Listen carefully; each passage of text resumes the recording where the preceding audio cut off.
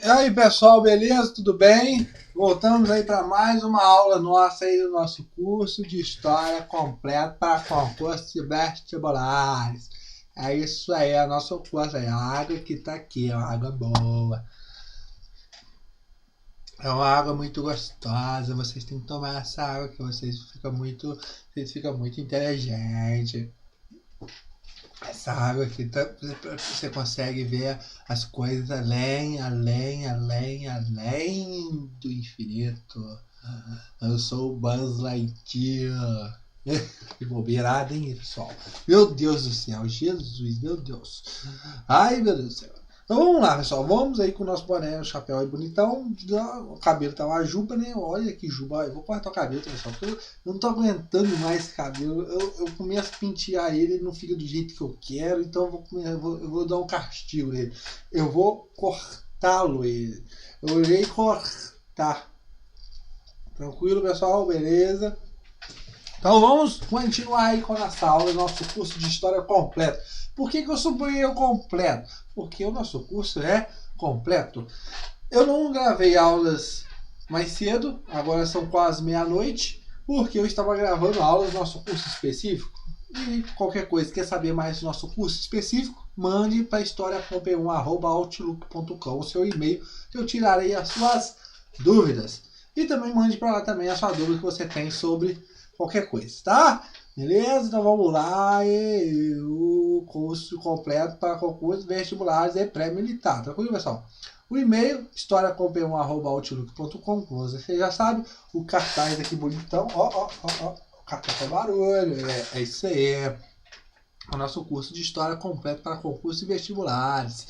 O Facebook Isto-Sá. E o celular para mensagem 3291650267. Então depois dessa ladainha toda aí que eu falei para vocês, desse ritual nosso aí, de falar sobre esse negócio todo aí na frente, então vamos lá, porque tá escrito aqui atrás também, ó, professor, nossa senhora, que coordenação aí, professor Aldo, tá bom, pessoal? Beleza? Então vamos continuar e obrigado pelos elogios, tá? Ah, nossa, que cara, esse cara é muito, mas muito ingrato. A gente elogia ele lá no Facebook, elogia ele lá no e-mail e ele não agradece. Tá bom, desculpa, tá bom? Mas muito obrigado mesmo. O nosso curso, ele é bom por causa de vocês, tá? Se não fosse por causa de vocês, o nosso curso não seria bom. Porque para que eu vou fazer o curso bom se não é destinado a pessoas que querem passar, né, que querem ter o conhecimento, que querem saber, eu não estou com vontade de fazer prova nenhuma, eu só quero saber um pouco da história. Então, meu curso é para você também, tá bom? Atenta para todo mundo. Então vamos continuar aí. Hoje falaremos sobre reforma protestante e contra-reforma. Claro que nós iremos falar tudo hoje, parte 1. Tranquilo? Nossa aula pode passar um pouquinho, mas tudo bem. Vamos lá. O que eu quero falar para vocês aqui? Anteriormente, antes de entrar nisso aí, eu quero falar que, e vocês já sabem disso, mas refrisando, nós estamos observando que final do Império Romano, queda do Império Romano, você vê que a única instituição, né, uma das únicas instituições que conseguiu ficar de pé depois da queda do Império Romano é a Igreja. A Igreja Católica, ela vai começar a ganhar força, vai começar a ganhar prestígio, vai começar a ganhar din-din e vai começar a ganhar influência sobre reis, sobre nobres, sobre toda a sociedade. Não é nada mais, nada menos que ela vai explicar tudo. Ah, caiu uma pedra do meu pé, foi Deus que quis. Então, nós vamos observar que até o intelectual a igreja vai influenciar. Não é só na parte econômica, não é só na parte política, não é só na parte cultural, artística, tudo, beleza? E nós estamos observando que a igreja, nessa época, que está vindo desde lá da Idade Média, como nós já observamos em vários vídeos anteriores, ela está ganhando força, está ganhando terras e ela é um grande proprietário de terras e ela tem poder. Tranquilo? É grande influência da época.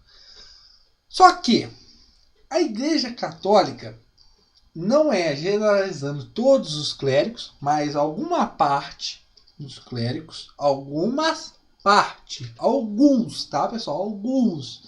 Alguns clérigos vão começar a tomar caminhos tortuosos, caminhos diferentes.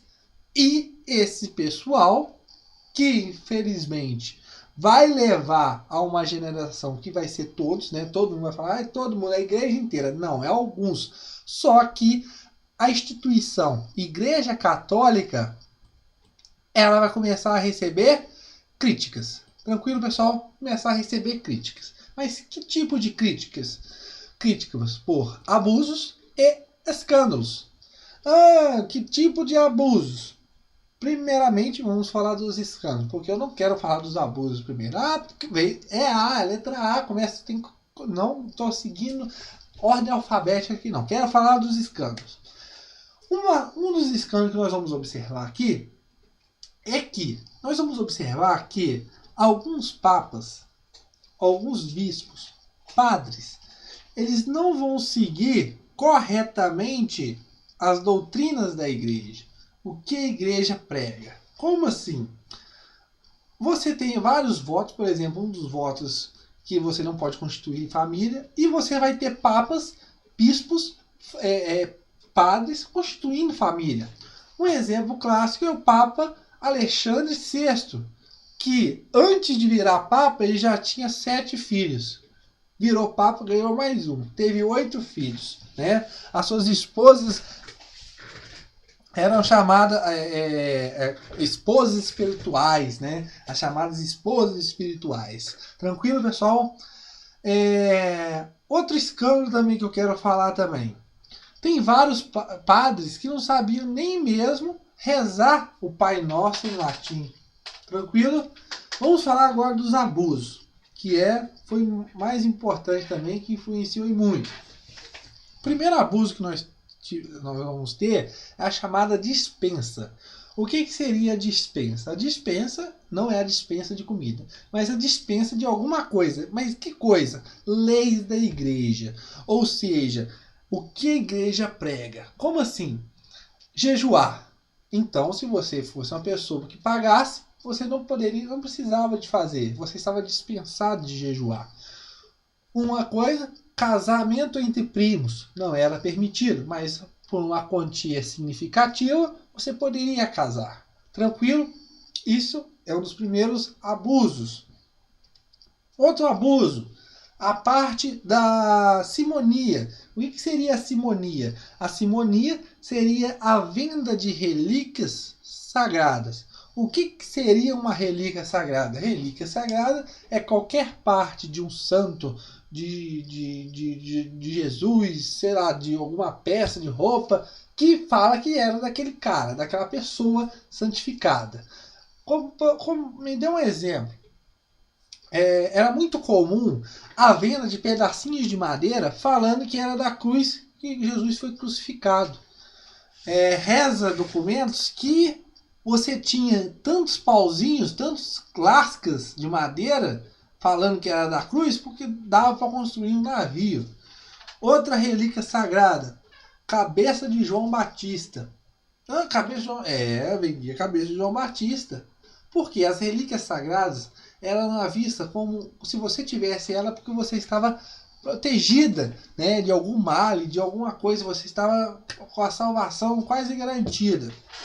Outra relíquia sagrada, que era muito comum, dedo de São Pedro. Era vendido vários dedos de São Pedro, pregos que falavam que eram pregos da cruz de Jesus.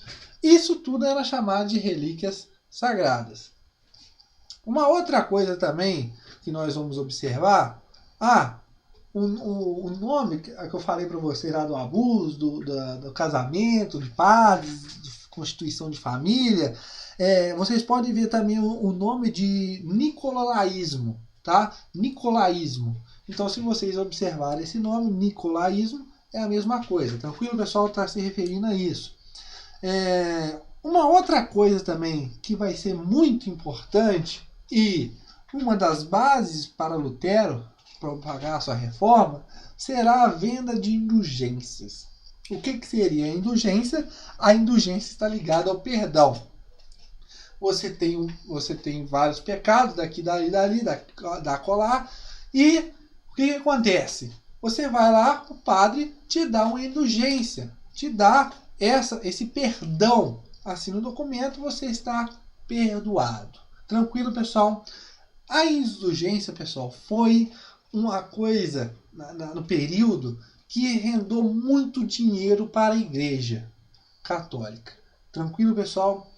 Aí você tinha papas que punham as indulgências na mão de comerciantes, de banqueiros e transformavam isso num grande comércio. Por quê? São pessoas que não têm uma base intelectual muito pouco desenvolvida, entendeu? Não conhece muito bem porque a igreja está manipulando desde os princípios a mente da pessoa. São pessoas assim, entre aspas, ignorantes, e elas compram essas indulgências para quê? Para se safar. Tranquilo, pessoal? Para ter o perdão. Só que, o que nós temos que falar? Eu não posso considerar a Revolução Protestante como o único e específico marco para essa reforma. Como assim? O que você quer falar sobre isso?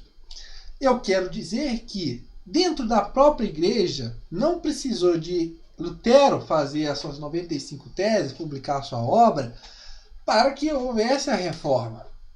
Para que houvesse a reforma. O que vai acontecer? Dentro da igreja, antes já, como eu já falei para vocês, bem antes, a igreja já tinha capengando já. Você observa lá em 1054, que nós já escutamos, já que eu já falei para vocês, o grande cisma do Oriente. O que seria o grande cisma do Oriente? Seria a ruptura da Igreja Católica. Você tem uma sede em Roma e outra sede em Constantinopla. A Igreja Apostólica Romana e a Igreja Católica Ortodoxa. Tranquilo, pessoal? Beleza? Outra coisa também, aquarela das investiduras. O que seria a aquarela das investiduras? Seria um conflito que vai haver entre nobres e clero.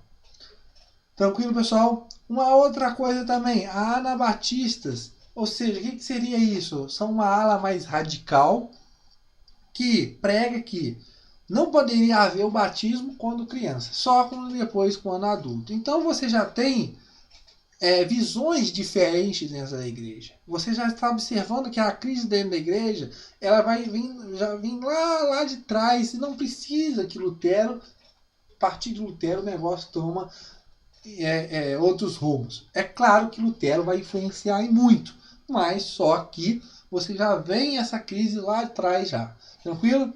Dentro da própria igreja também. E eu quero falar para vocês é que Lutero não foi a única pessoa que pensou nessas reformas. Não. Antes de Lutero vieram outras pessoas, como por exemplo, John Hughes. Quem é esse cara?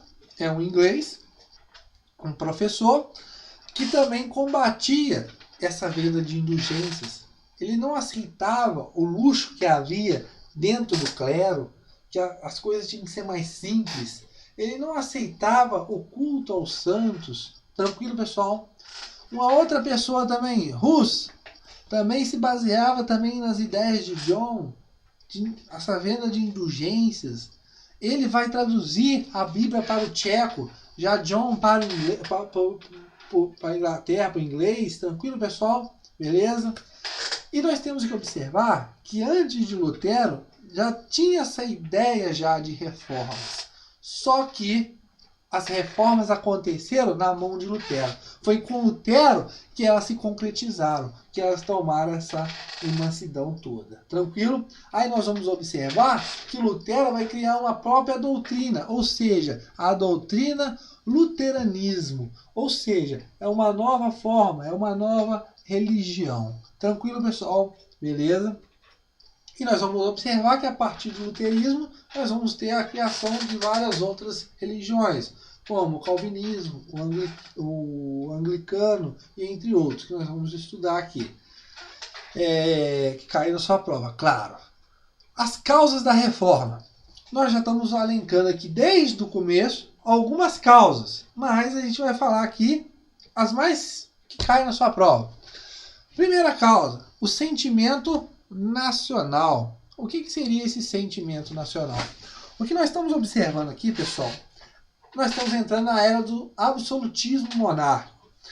O rei está concentrando o poder na sua mão, ele está centralizando o poder. E ele não quer ninguém no seu meio intervindo, né? Ele mexendo nas suas coisas, pondo o bico nos seus assuntos internos. Ele que vai administrar do jeito que ele quer. E quem nessa época tem força para mexer nesses assuntos internos é a igreja. Então, a igreja, o Papa, é visto como um estrangeiro, um invasor estrangeiro. Então começa a nascer esse sentimento nacionalista. Tranquilo? Aí nós vamos observar que vai haver leis, como por exemplo na França, a lei de sanção Bons, que vai proibir que o Papa nomeia para cargos eclesiásticos pessoas. Vai abolir tributos da igreja. Tranquilo, pessoal? Beleza? Eles não querem que o Papa intrometa o bico nos seus assuntos. Esse é o sentimento nacionalista. Tranquilo? Ok, pessoal? E nós estamos observando aqui também, pessoal, que a parte da nobreza, ela está querendo muito ganhar mais terras. E várias terras dessas estão no poder de quem? Da igreja. Tranquilo, pessoal? Nós vamos ver isso mais na frente. Uma outra coisa que eu quero falar para vocês aqui também é da parte econômica, que nós iremos falar aqui agora. Como nós já vimos falar, a igreja cresceu e se tornou uma potência, uma instituição muito forte, porque ela tinha muitas terras na sua mão. E o que vai acontecer? Vai despertar isso nos nobres, nos reis, que essa terra seja pegada de novo, né? Seja devolvida a esses reis. E claro que isso, a igreja não vai gostar disso, né? Outra coisa que nós vamos observar é que a maioria dessas terras, além de pactos com reis que a igreja vai ganhar, é também através de doações para a salvação de certas pessoas, ok? Outra coisa também que nós vamos observar na parte econômica é a crise no chamado lucro, ou seja, a igreja condenava o lucro, falava que não poderia haver lucro, ou seja, a igreja falava que você produzia alguma coisa, o tanto que você gastasse para produzir, você não poderia depois vender com um preço muito alto. Tranquilo? Você poderia ter um ganho mínimo, mas não muito alto. O lucro era combatido. Por isso, uma das causas também da reforma, que vai atingir quem nessa parte aí? Os burgueses. Tranquilo, pessoal? A outra parte já era do caráter religioso, como nós já falamos. Os abusos, os escândalos.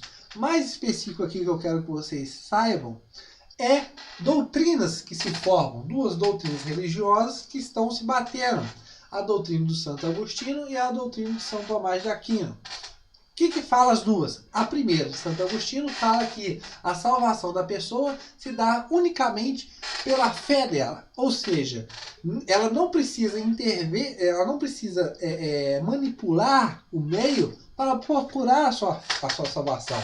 A salvação se dá ele acreditando na sua própria fé. Já São Tomás de Aquino é o contrário disso. É que a grande parte da igreja vem adotando. É o quê? Que a salvação da fé tem que ter um intermeio, tem que ter um intermediário para ajudar nisso. Você tem que mudar a sua vida, fazer ações para que você possa, a partir do tempo, ganhar a sua salvação. É como se fosse, no caso, o padre te dá o perdão dos seus pecados. Isso é aceito no caso de São Tomás de Aquino. Já não é aceito para São Agostinho. Tranquilo, pessoal? Então isso aqui que eu queria falar também. Vamos continuar. E a parte científica. O que eu quero falar nessa parte científica? Nós temos observando aqui, nós passamos já pelo... Oh, meu Deus do céu! Pelo Renascimento. E nós observamos aqui que várias doutrinas da igreja, várias coisas que a igreja prega estão sendo criticadas. Como assim? A grande peste, ou chamada de peste bubônica. O que vai acontecer? A igreja não vai conseguir explicar o que está acontecendo. Então, isso é uma crise do intelectual. Outra coisa também, a igreja, ela era detentor, era manipulador de todo o intelectual. Ela detinha o conhecimento de tudo. Porque nós já observamos que os monges e os mosteiros redigiam tudo manuscritalmente, tudo à mão, os documentos, tudo mais. Uma coisa muito importante aqui para esse embase, né, para esse choque com o intelectual da igreja, com o conhecimento da igreja, será a invenção da imprensa de Gutenberg. Isso vai primorizar que esse conhecimento chega a mais pessoas. Tranquilo, pessoal? Também a divulgação da Bíblia. Ok? Beleza? Vamos passar para a nossa próxima parte. Vamos contar mais um pouquinho dessa história de Martinho Lutero. Martinho Lutero, pessoal, ele nasceu na Alemanha em 10 de novembro de 1483 e ele era filho de um dono de mina de cobre, né? O pai dele era dono de mina de cobre e o pai dele queria que ele fosse um funcionário público. Para quê? Para melhorar a qualidade de vida da família. E o que vai acontecer? Martinho Lutero vai entrar na universidade, vai quase se formar em advogado.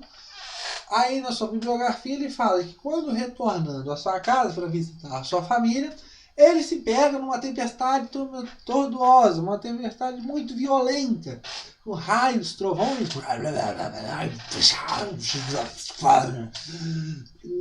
Esses trovões são fortes. E ele fica com medo.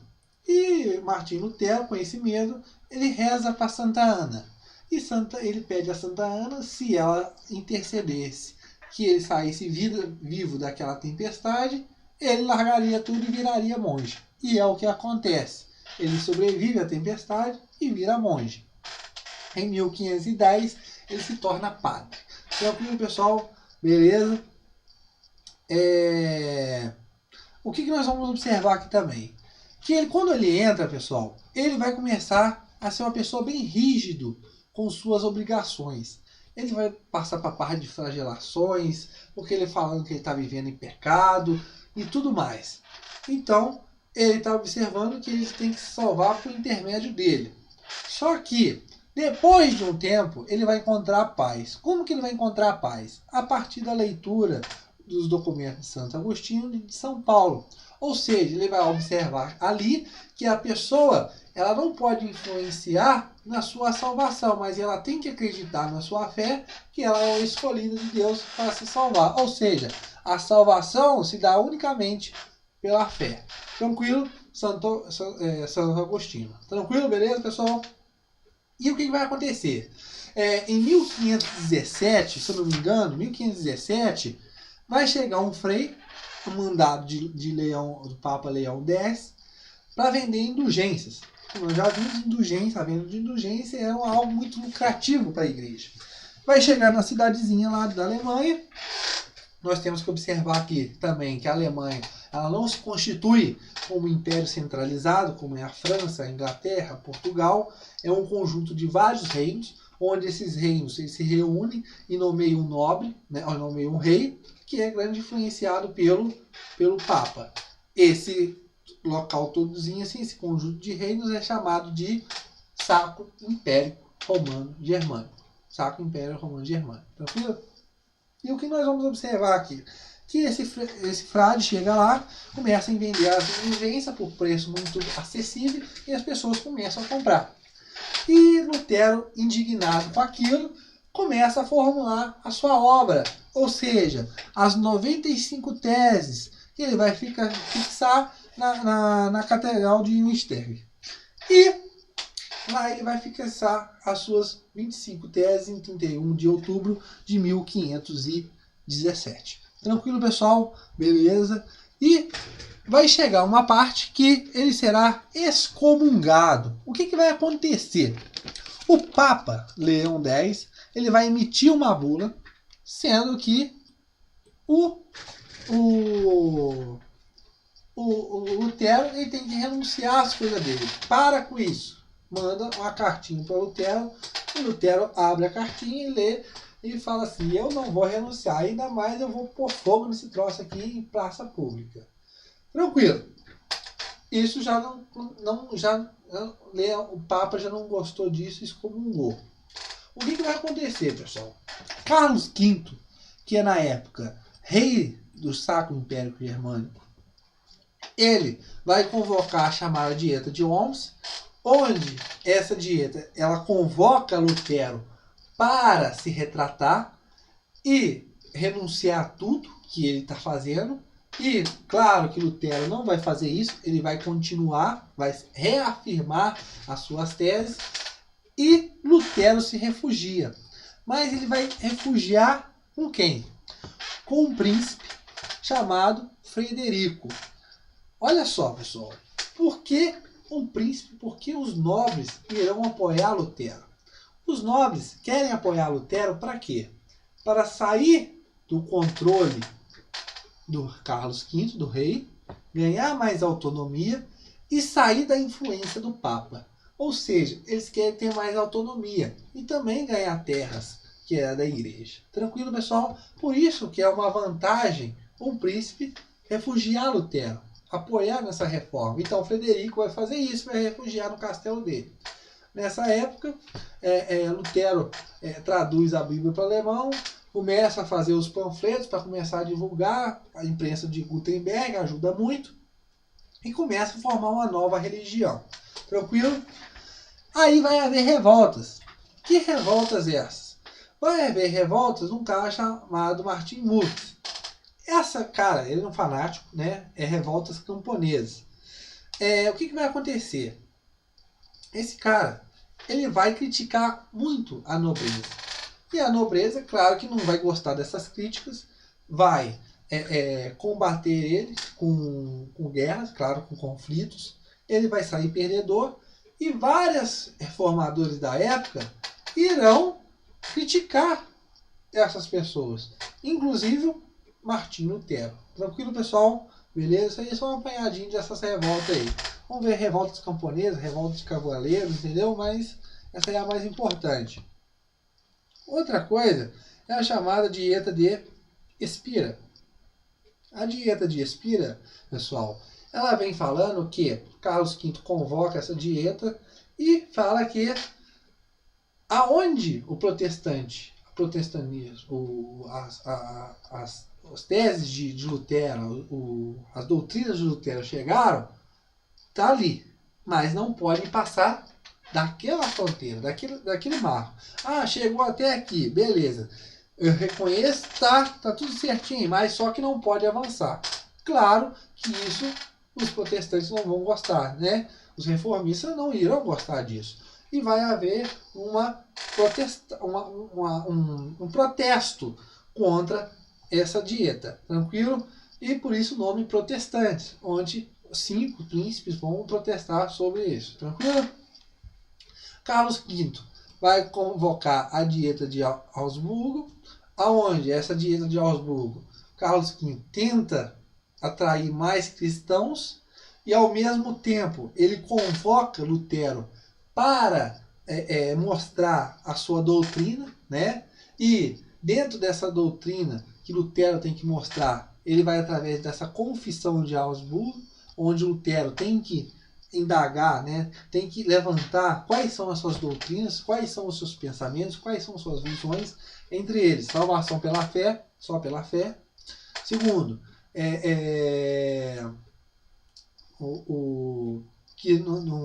salvação pela fé. Outra coisa que nós vamos observar também, a tradução da Bíblia para todas as línguas, né, de países e tudo mais. Outra coisa também que nós vamos observar também, a única fonte da fé será a Bíblia. Outra coisa também que nós podemos elencar aqui também, que é a alteração de alguns dogmas da Igreja Católica. Por exemplo, Lutero aceitava a consubstanciação. O que seria isso? Quando o padre fala o corpo e o sangue de Cristo, ele está falando que está presente ali, mas não. é que aquilo vira o corpo santo de Cristo. Mas a consubstanciação seria aquilo, o Cristo está presente naquele ato, não diferente da transubstanciação, que é o corpo e sangue de Cristo se tornando aquilo. Tranquilo, pessoal? Beleza? E a língua oficial em atos religiosos. Tranquilo? Essa seria a confissão de Habsburgo. Só que, obviamente, não vai acontecer. É óbvio que Carlos V não vai apoiar isso. Vai haver uma revolta, um conflito. A parte dos protestantes vão se liar a uma liga chamada de Liga de Esmalcada. E vai haver esse conflito, vai haver várias mortes, sendo que depois vai ser declarada a paz de Habsburgo em 1555. A paz de Habsburgo fala que é livre agora a manifestação do culto do protecionista. Tranquilo, pessoal? Martim Lutero não vai chegar a ver esse coisa chegar a virar realidade. Ele vai morrer antes. Tranquilo, pessoal? Então chegamos aí ao final de mais uma aula, passamos um pouquinho, mas espero que vocês tenham entendido.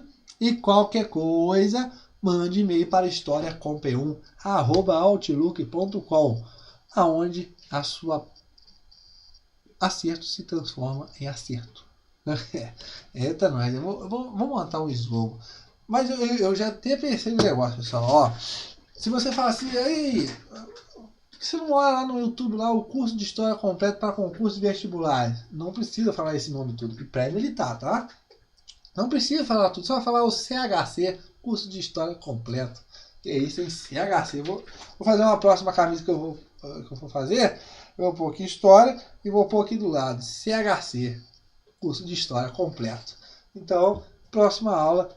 Claro que não vai estar a camisa ainda, porque eu não fui ainda na loja, mas na próxima aula nós estaremos falando ainda mais sobre reforma e contra-reforma religiosa. Tranquilo, pessoal? Beleza? Parte 2 vem na nossa próxima aula. Um abraço, boa noite.